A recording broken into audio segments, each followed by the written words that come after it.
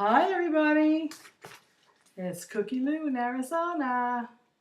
Well, I had a busy day. I've had a busy week. What I've been doing is getting my medical clearances, that the surgeon needs for my surgery. I've been really lucky in getting appointments, really good. Went to the, as soon as I knew what I needed, which is a cardio clearance, pulmonary clearance, and a psych eval. These are the general things that the surgeon wants and things that the insurance company wants. You have to submit the letters. So I went to my cardiologist. I got an appointment with him within 3 days. He gave me a letter of clearance right away. He gave me a copy, faxed a copy to my patient advocate in my surgeon's office. She was very happy to get it. I went to the classes that they hold for post-operative people who are looking to have surgery or getting scheduled for surgery. It's like bariatric 101, bariatric 102, all this stuff. I mean, I could have given the class myself because, just all about protein shakes and, all the things rules and regulations for weight loss surgery patients. I did that last night. I got there 1:30, did the first class. That was a couple hours. Then I had a half-hour break, and then I went to the second class. I got out of there about 6 o'clock, and then I drove home. Today I had an appointment with the pulmonary doctor, some guy I never saw before. All I need, like I said, was a clearance letter. I had a 1:30 appointment, got there about 10 after 1 because I figured they were going to have a whole bunch of paperwork for me to fill out. They really didn't. They had about 4 pages of preliminary stuff. Waited an hour and a half before I was called. He was running behind, they said. Don't know this doctor, never went to him before. All I wanted was my frickin' letter of clearance so I could have another thing that I could knock off my checklist. Finally, I get called in there, and the assistant comes in there. She takes all the information about my history, blah, blah, blah. She gives me a test, a thing that I have to blow into. Blew into that thing like a champ. No problem. Healthy as can be. Wait another half hour. Finally, this idiot doctor comes in. And he says to me, asking me the same questions that the other girl asked me. Then he examined me, listened to my back, told me lay down like this, listen to my chest, my back. He says, you're good, you breathe very well. I says, good. He says, why are you here? Nothing's wrong. I said, well, I'm here for bariatric clearance. I'm going to be scheduled for surgery. And he says, well, did you ever have sleep apnea? Did you ever have a test for sleep apnea? I said, I had sleep apnea in 2004. It was many, many years ago, before my first surgery. I said, but after the first surgery, I've had no problems. Did you ever get retested for it to make sure you don't have it? I says, no. I know I don't have it because I'm not jumping up in the middle of the night, gasping for air. I have no problem. He says, well, you probably should have it tested again just to make sure. I says, is it gonna keep me from getting my clearance letter today? I says, I don't mind redoing it just for the heck of it, but I can't hold up my clearance letter. No, he says, no. Go up front. He said, I want to have a follow-up appointment with you in a month. The woman will make the arrangements up front. Another foreign doctor, Dr. Abdul Yonan or something like that. So I go in the front, and she says to me, okay, she says, we're going to set you up for a sleep studies test. I says, fine. So she's setting me up for all these tests. I think that originally was 1207, right across the street, put the wires on you. I know this. And then she told me that he also wants me to have a PFT, pulmonary function test, which is this frickin' thing where I have to sit in some box for 30 minutes and blow into something. I says, what do I need this for? She says, oh, do not smoke, do not take any caffeine, do not have any inhalers. I says, but what do I need this for? I gotta sit in a box for 30 minutes? Well, it's part of a test he wants you to have. That's in here, so you come and do this here. And I says, well, give me my letter. Fine, said the, well, she goes away. Oh, he's not going to give you a clearance letter until you get all this done. The sleep study and this. I says, well, no, I came here for a clearance letter for my, it's going to screw everything up. I said, I can't wait until the middle of December to get the results of these tests before he gives me a letter. I said, I didn't wait an hour and a half late to see this man. I mean, you have to have some respect for your patients. I sat in there for an hour and a half and then another half hour in the room after the nurse left. That's almost 2 hours past my appointment time for him not to give me a clearance letter today. I'm raving. I'm ranting. I apologize. This is why people go to Mexico to have surgery, because of this shit.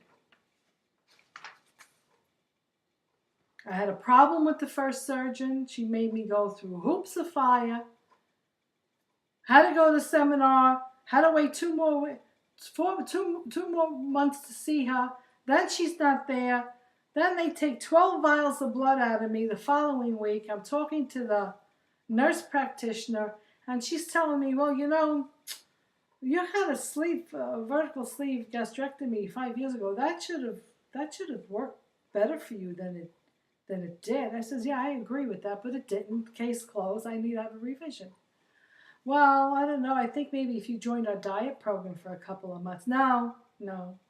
I've been on diet programs my whole life. I don't want to join another diet program because I don't think the sleeve is going to kick in after 5 years and miraculously make me lose 100 pounds that I should have lost 5 years ago.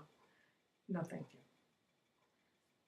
Then she talks to the surgeon, and then I get a phone call telling me that she talked to the surgeon, and this is a freaking nurse practitioner. Did I wait 4 months to see a nurse practitioner? No. Then she says to me, Dr. Robinson feels that you should let your sleeve do the work for you, that having a revision surgery is really not necessary, and you don't really have to see her. I said, look, I waited 4 months to see this doctor. First appointment, she wasn't there. She had an emergency. All right. Second appointment is scheduled for tomorrow. I am going to see her face to face, and we're going to discuss my needs before she decides she's not going to do anything. She should be talking to me, not you, because of a 15-minute meeting that we had together. So I show up the next day for the scheduled appointment. She's not there again. I says, what the hell? What the hell's going on here?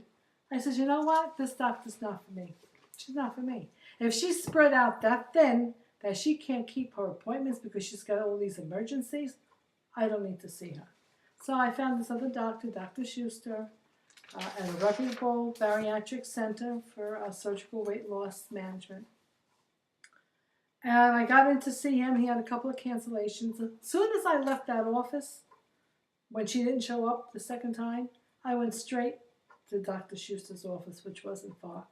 I spoke to the patient advocate there who he associates with, and she says, oh, no problem. The sweetest woman, no problem. She says, we had a couple of cancellations. I can get you in to see Dr. Schuster next Thursday. I went, fine. Went to see him next Thursday. He listened attentively. He didn't judge me. I told him a little bit about, Dr. Blackstone, the problem I have. And he says, truthfully, I think she was trying to talk you out of it because I don't think she does DSs. She prefers not to do that. She likes the gastric bypasses and the sleeves. And I think she was trying to talk you out of it. I said, me already having a sleeve, having a gastric bypass wasn't something I wanted to do.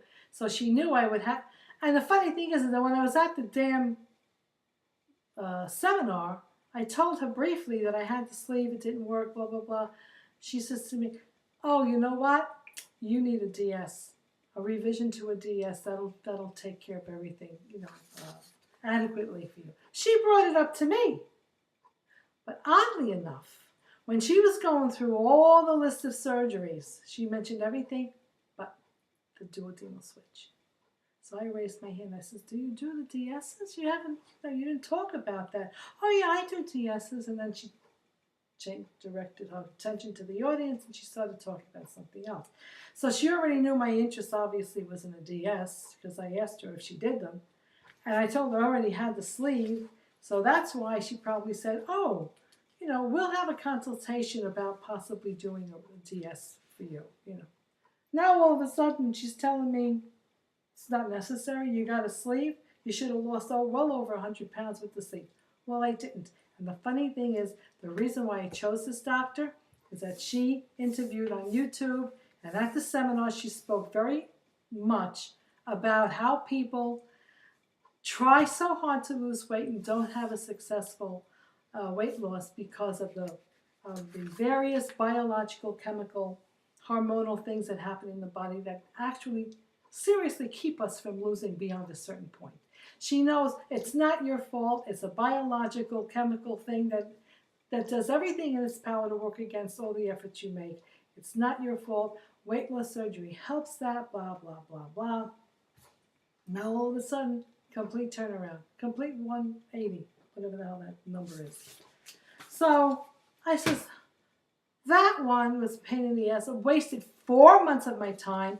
This pulmonary idiot made me waste 3 hours of my time, and I walked out of there with nothing except a bunch of appointments for tests that I don't need because I blew through that thing like a champ. He said I have no problems, I'm fine. So he wants me to go in a box for 30 minutes and blow on some instruments, and he wants me to have a sleep study test that I don't need, and he wants to see me back in a month. You know why? To keep me in the loop as a patient so he could bill Medicare and for more money. I don't need any of this shit. So I talked to my surgeon's office. She said, cancel that.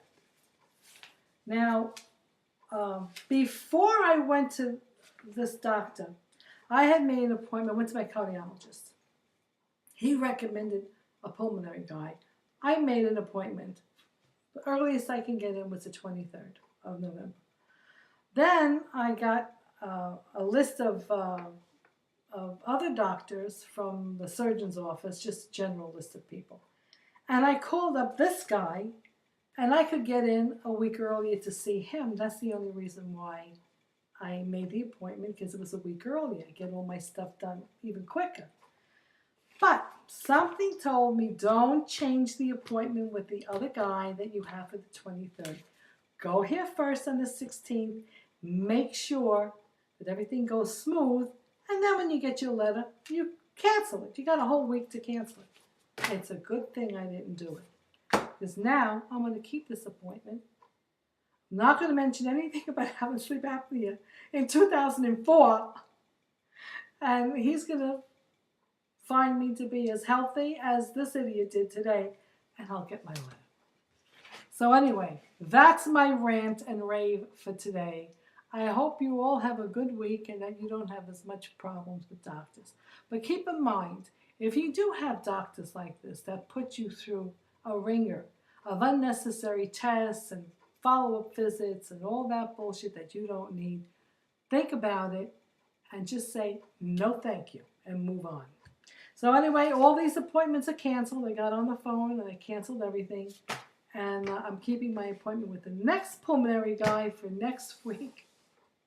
This Saturday, I have my appointment for the psych evaluation, which is a couple of, about 700 questions on 3 questionnaires.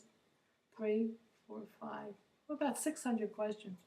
And then I have an appointment with the psychologist to make sure that I'm not, Looney Tunes, and that I'm healthy enough up here to have a bariatric surgery. So anyway, people, what can I say? Happy Thanksgiving. Bye.